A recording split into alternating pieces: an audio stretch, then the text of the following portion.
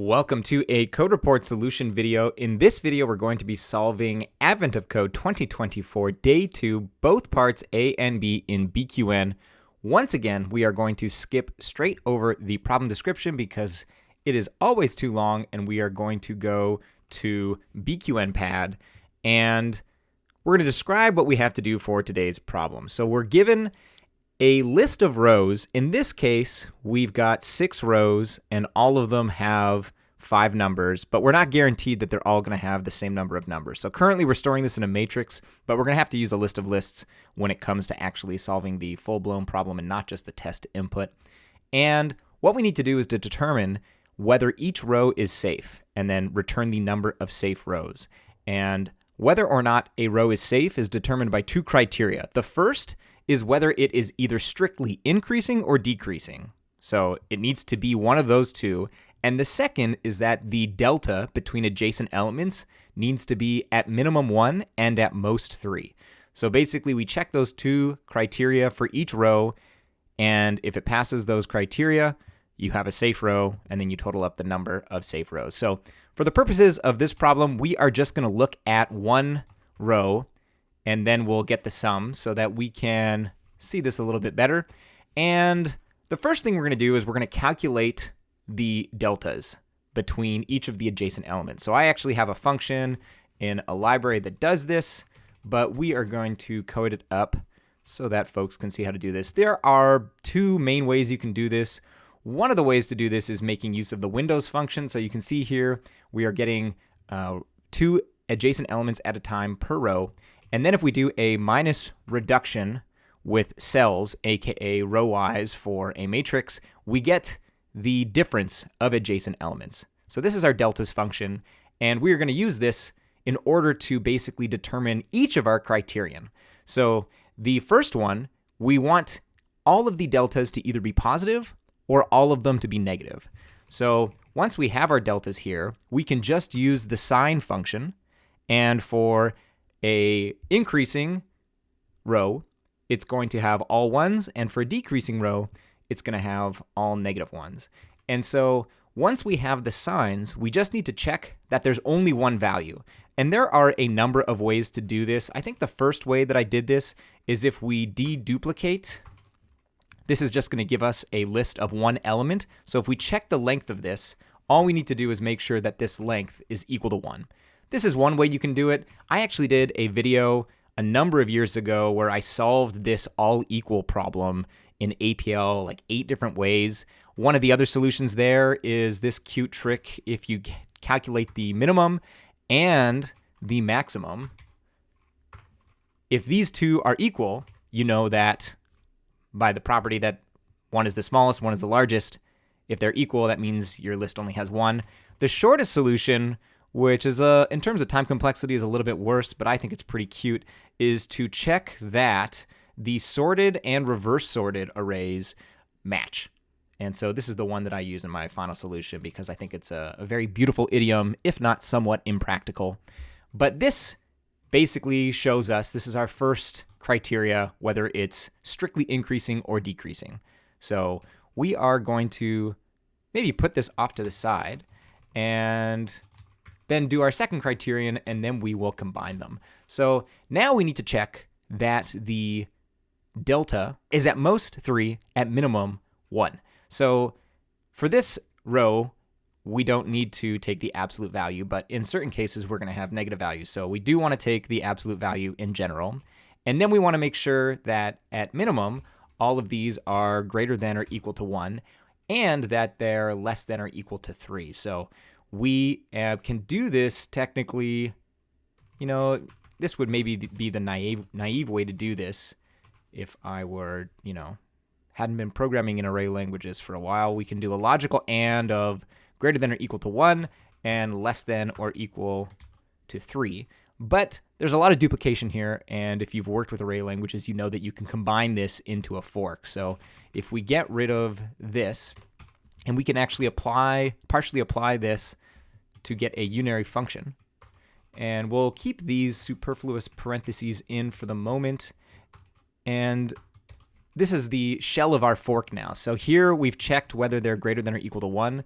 And now we just need to do the same thing, whether it's less than or equal to 3. And to keep this symmetric, we can partially apply this on the other side. And now we just need to do a logical and we can get rid of this set of parentheses here. And technically, we can get rid of this set of parentheses here as well. And actually, we need to do a logical and to make sure that all of the values meet both of these criteria. So logical and reduction. And now we have our two criteria. We just need to combine these. So we'll do it verbosely. Let's actually keep it explicit for the moment. So if we want to combine these, we can just put this in parentheses and then logical and this. But let's clean this up, right? Because we've got deltas here twice, and this is essentially a fork, you can see. We've got our argument here, and then a binary operation in the middle. So first, let's make this tacit. So we can just get rid of all of this. We need to put each operation in parentheses, and if we compose this, we've got two unary functions, which is the B combinator. If we get rid of this and we put this in parentheses, that's a fork, which is unary, that's unary, and this is unary. And this almost works, but we need to get rid of deltas. So we can factor out deltas. And I think that should have worked, except now that we've got deltas outside, we need to parenthesize this, which is a fork. And I think this works.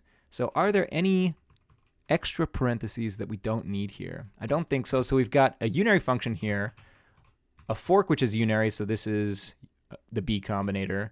And then we've got the fork where this is the binary operation, this ultimately is a unary operation, and this ultimately is a unary operation. Pretty nice. So that is our basically safe function. So let's actually call this safe, and then call A is the safe. And then we just want to add this up. So, but like I said, technically this can't be a matrix, so we're going to need to change this to an each in our ultimate solution, which let's go ahead and do that now. So turn this to each, and then get rid of this. And that is part 1, or part A, I should say. And then for part B, I actually think part B is nicer to highlight the power of array languages. Part B basically says do the exact same calculation, but any row that was not safe before but could be safe with the removal of any element, also mark that as safe. So we know that our number for B has to be greater than A, greater than or equal to, I guess. And what we want to do for B, so once again, let's do the one take. So actually, I think we can just do a one take now, or a first, should I say, to get our first element. What we want to do is build up masks. So if we get our length, create an iota sequence, and then do an equal outer product. And so I guess let's make this explicit. Zoom out a bit so you can see this. And what we want to do then is complement this and then do an enclose cells, which is going to give us a list of masks that we can use to filter out one element at a time, or compress, as some APLs call this. So replicate is the function that we want to use for this now, which is going to basically keep all the elements that correspond to a 1 and drop the ones that correspond to a 0. And if we partially apply this with our row, and then each time as the left argument to this operation is going to be each of our masks. So now we have every possible mask for dropping one element at a time. And if we do this now, just calculate, could any of these be safe? And then we do a logical OR reduction. this is our basically new safe calculation. And if we do this over each and sum this up, this should give us the new number of safe rows based on the fact that you can have a safe row if you drop any element. So that is the solution to both part A and part B. And I think technically we can get rid of this set of parentheses. I said all of them were necessary, but one of them was superfluous.